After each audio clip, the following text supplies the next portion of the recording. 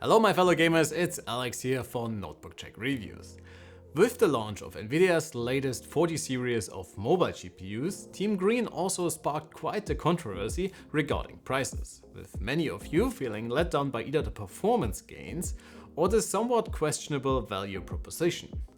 With this in mind and rumors suggesting that a lot of manufacturers are sitting on a ton of unsold 30 series devices, this might be the perfect time to turn your eyes towards last year's tech. Right here in front of me I have the Alienware X15 and it comes with everything that would have been on the very top of every gamer's wishlist just a few short months ago. Since we had a solid selection of new devices in the studio already, I thought it might be a good time to revisit this one and maybe show you guys that this hardware still has a place in 2023.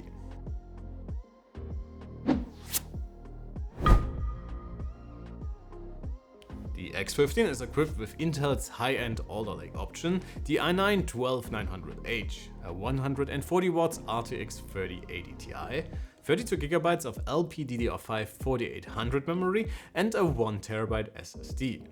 In typical Alienware fashion, you can choose between a variety of different displays, and our review sample comes with the crazy fast 360Hz Full HD panel. Before we get to performance, let's quickly revisit what is on offer with the X15's chassis. While it follows the design language of both the smaller X14 and the 17-inch behemoth that is the X17, it leans a lot more to the former, and it's unbelievably thin considering how much power Alienware was able to put inside of this thing. While you either love it or hate it, and you already know that I'm personally a big fan of the design, you cannot deny the fact that you will stand out with the X15. Unfortunately, the port selection is also more reminiscent to the 14-inch sibling, and the I/O is somewhat reduced to be quite honest. While two USB-Cs, one being Thunderbolt 4, the other 3.2 Gen 2, aren't too bad, only one USB-A is borderline for a 15-inch gamer. While wireless transfers offer no reason to complain, a wired network option would have been nice, and while Dell bundles a USB adapter, that again takes away your single USB-A port.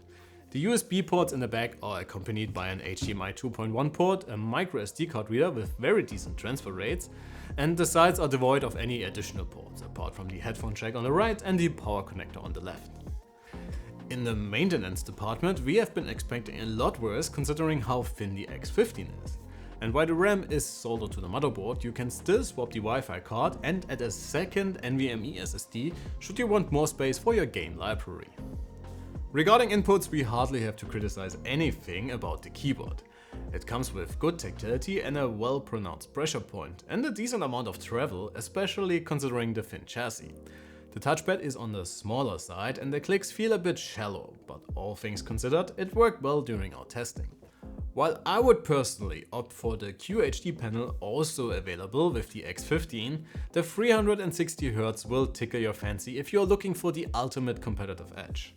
While brightness and brightness distribution are only average, overall response times are tough to beat by any panel on the market right now. Color gamut coverage also lags a little, but it should be alright given the focus in speed and gaming in general. Alright folks, with all of that out of the way, let's see what a 12th gen Alder-Lake i9 and RTX 30 series GPU can bring to the table in early 2023. Despite its small size, the X15 packs quite the punch, so do not let its sleek appearance fool you in any way.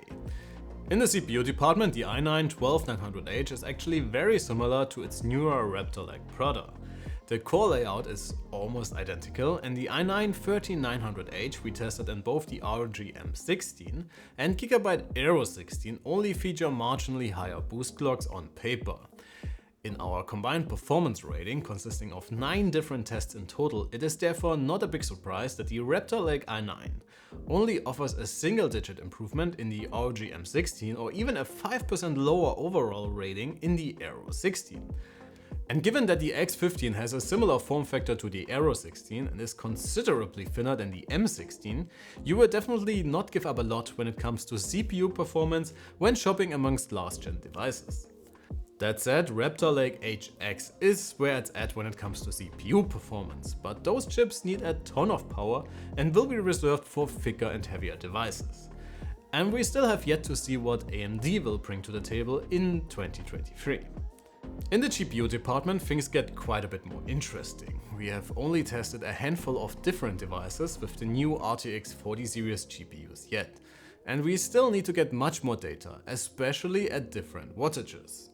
But still, I think what we have available right now paints a pretty clear picture of what to expect and where to place high-end 30 series cards, such as the 3080 Ti in the X15.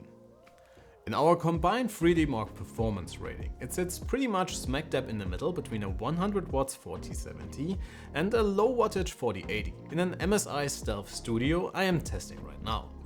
So some 4070s might be able to close the gap to the 3080, at least in synthetics, whereas most 4080s will stay out of reach for last year's flagship. In the real world, the picture is not as clear, and before I will give you some FPS scores for the X15, let's compare frame rates in our two evergreens from CD Projekt Red, The Witcher 3 and Cyberpunk. While this is in no way an in-depth comparison, since I do not have the possibility to test all devices at all resolutions, our data should give us a decent baseline. By the way, this data is publicly accessible for you guys at all times. You can simply follow the link in the description, find the gaming performance section and search for whatever device or CPU and GPU that comes to your mind. If we have data for it, it will show up for you to use as a reference. So in 1080p in The Witcher 3 at ultra settings, the 3080 Ti is bested by the 4070 in the Aero 16. But if the difference between 127 and 116 FPS will matter to you in the end, well, that is for you to decide. And Cyberpunk 2077 at the same resolution, the 3080 Ti can gain some ground and even sits a couple of frames above the 4070. So as always, performance will depend on what type of games you're playing, but it seems like the 3080 Ti can hold its own against the 4070. That said, it needs a bit more juice to keep it up. Raw gaming performance isn't all though, and especially compared against the 4070 or even against the 4080. The 3080 Ti has the advantage in terms of video memory.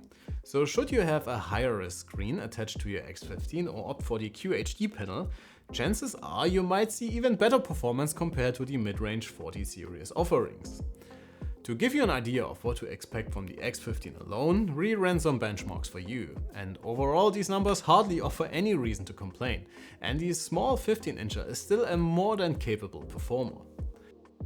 In terms of fan noise, for the Alienware it's both better than expected for such a thin device, yet still quite audible, with the fan sometimes ramping up even in low load scenarios. We took some noise samples for you under various loads, and for our measured dB numbers, please feel free to head over to our written review.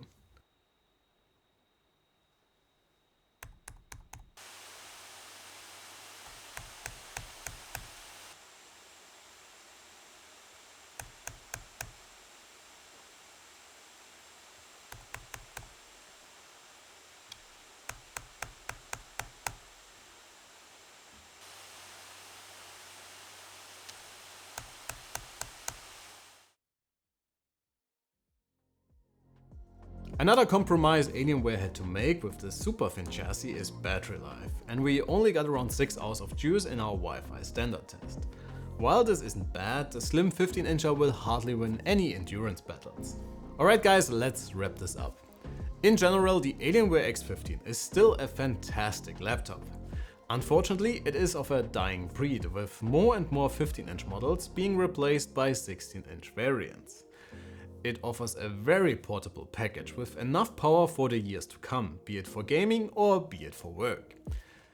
The question of should you buy the latest and greatest or maybe have your eyes set on last year's tech comes down to one thing alone though: pricing. While the Alienware might not be the perfect example in this regard because of its high cost of entry, Dell is known for aggressively putting their stuff on sale. So should you be looking for devices in the 4070 performance and price range, well, chances are you might end up being equally happy with snatching a high-end 3080 Ti config at sale, which will give you comparable performance if you ignore exclusive tech like frame generation, and maybe even lets you save a buck or two. But please guys, sound off in the comments below what is your take on the matter and on the Alienware X15.